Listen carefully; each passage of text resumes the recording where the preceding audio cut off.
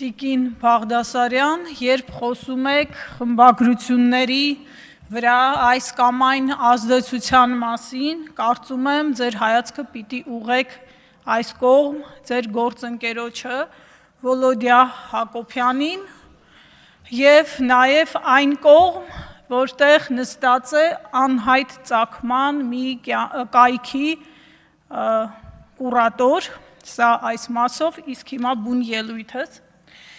Արժանապատիվ հայրենակիցներ, պնդումները, գնահատականները, որոնք այս ելույթում կլսեք, հիմնված են փաստերի վրա և ստուգելի են։ Մինչև բուն ասելիքիս անցնելը ուզում եմ մի քանի դիտարկում անեմ 3 պարոն Եղոյանի ելույթից, որտեղ տարօրինակ գնահատականներ էր հնչեցնում Սփյուռքի մասին ու ինչ-որ հեռախոսահամար էր փնտրում։ Պարոն Եղոյան, Սփյուռքը հայկական ինքնությունն է, լեզուն է, մշակույթն է, այդ ամենը պահպանող ինստիտուցիոնալ կառույցն է, որը համաշխարհային ցանցային կառույց է։ Սփյուռքը մեկ անձ չէ, մեկ կազմակերպություն չէ, մեկ միավոր չէ, որքան էլ փնտրեք, հեռախոսահամար չեք գտնելու։ Բայց ձեր հայտարարության մեջ խնդիրը Սփյուռքը չէր, խնդիրը ձեր ուժի ընկալումն ու պատկերացումն էր Հայաստան-Սփյուռք հարաբերությունների մասին։ Դուք հեռախոսահամար էիք փնտրում, որովհետև Հայաստան-Սփյուռք հարաբերությունները պատկերացնում եք ուղղահայաց հորիզոնականով։ Կարծում եք, թե Սփյուռքը պիտի կառավարվի մեկ կենտրոնից։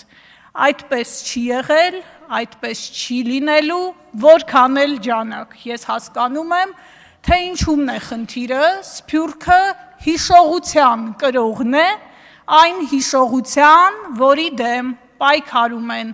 Թուրքիան, Ադրբեջանը և քաղաքացիական պայմանագիրը։ Հիմա դպրոցների մասին, այստեղ տիկին Թագուհի Ղազարյանը իմ գործընկերների այն մտահոգություններին, որ սահմանամերձ համայնքներում դպրոցներն են փակվում, փորձեց արձագանքել հետևյալ ձևակերպումն անելով, թե երեխաներին խրամատներ եք տանում։ Տիկին Ղազարյան, ուզում եմ ձեզ հիշեցնել ձեր քաղաքական ուժի վարած ձախողակ քաղաքականության արդյունքում Արցախի 24034 դպրոցականներ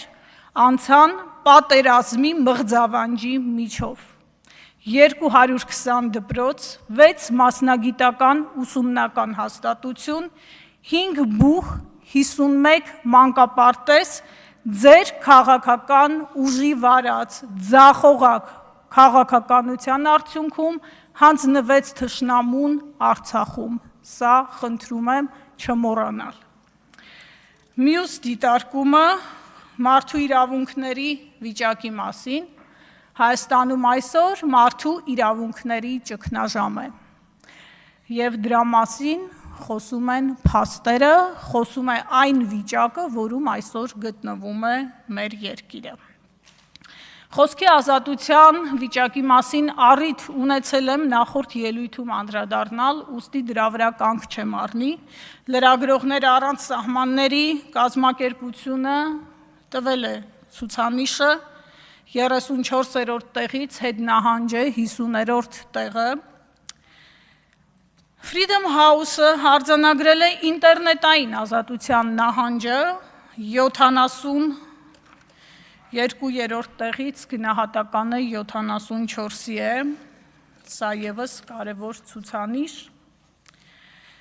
Վիդեմ ինստիտուտը նույնպես արձանագրում է ժողովրդավարական հետընթաց, այս ինստիտուտը զբաղվում է դատական անկախության, ընտրությունների վստահելիության,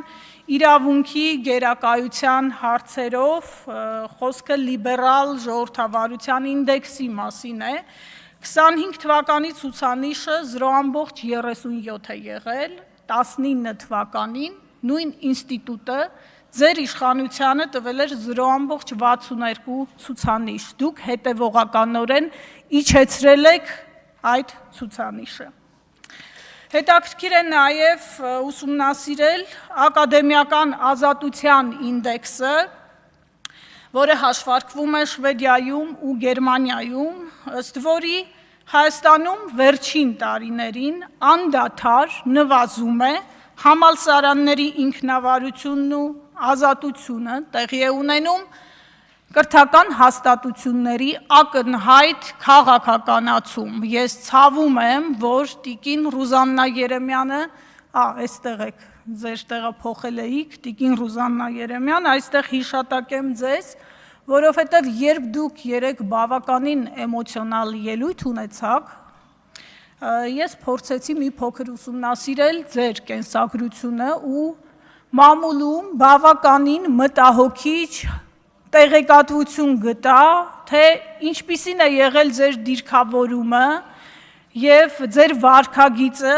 երբ զբաղեցրել եք կրթական հաստատության տնօրենի պաշտոնը, բազմաթիվ են ահազանգերը,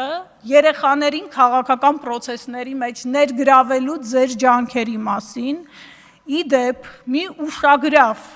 տեղեկություն էլ գտա, դուք նաև միասին կարող ենք ՀԿ-ի նախագահն եք եղել, եթե դեռ շարունակում եք այդ մասով չգիտեմ, և շատ հետաքրքիր կարծիք էիք հայտնել Civilnet-ին տված մի հարցազրույցում, որտեղ ըստ էության անուղղակի խրախուսում եք թմրամիջոցների օգտագործումը ու այդ ամենը անում եք թմրամիջոցների դեմ պայքարի սոուսի տակ, դուք կողմ եք մարիխուանայի օրինականացմանը և կարծում եք, որ ձեր գործընկեր Ալեն Սիմոնյանը բավականին համարձակ առաջարկություն էր արել, որպես մանկավարժ, հուսով եմ առիթ կունենաք ձեր դիրքորոշումները այս մասով, այս ամբիոնից հստակեցնել, դուք դա փաթեթավորում եք նրանով, թե թմրամիջոց օգտագործողները ավելի հասանելի փոխարինիչ ունենալով զերծ կմնան քիմիական սինթետիկ թմրանյութերից։ Հիմա բուն ելույթի մասին, բայց ներողություն մի ցուցանիշ էլ ուզում եմ նշել, որը վերաբերում է զինված ուժերում կյանքի իրավունքի պաշտպանության խնդրին։ Զինված ուժերում մահվան դեպքերը չեն կարող լինել վիճակագրություն, բայց ձեր իշխանության օրոք ոչ մարտական պայմաններում մահվան դեպքերը ցավոք դառը վիճակագրություն են դարձել։ Բաց աղբյուրների տվյալներով 26 թվականին զինված ուժերում արդեն ոչ մարտական պայմաններում 31 մահվան դեպք է գրանցվել, որոնցից 12-ը կապված են ծառայության հետ, 19-ը կապված չեն, աղբյուրը Հելսինկյան քաղաքացիական ասամբլեայի Վանաձորի գրասենյակ։ Նույն աղբյուրի փոխանցմամբ 2010-17 թվականներին Հայաստանի ու Արցախի զինված ուժերում ոչ մարտական պայմաններում ունեցել ենք 299 մահվան դեպք, 18-25 թվականներին, այսինքն ձեր իշխանության օրոք 427։ Այս թվերը քաղաքական շահարկման համար չեն, այս թվերը ձեր պատասխանատվության մասին են հարյուրավոր ընտանիքների անդառնալի կորուստների վերաբերյալ։ Հիմա կարճ անդրադարձ Մարդու իրավունքների հանձնաժողովին, տիկին Գալստյան, վստահում եմ ձեզ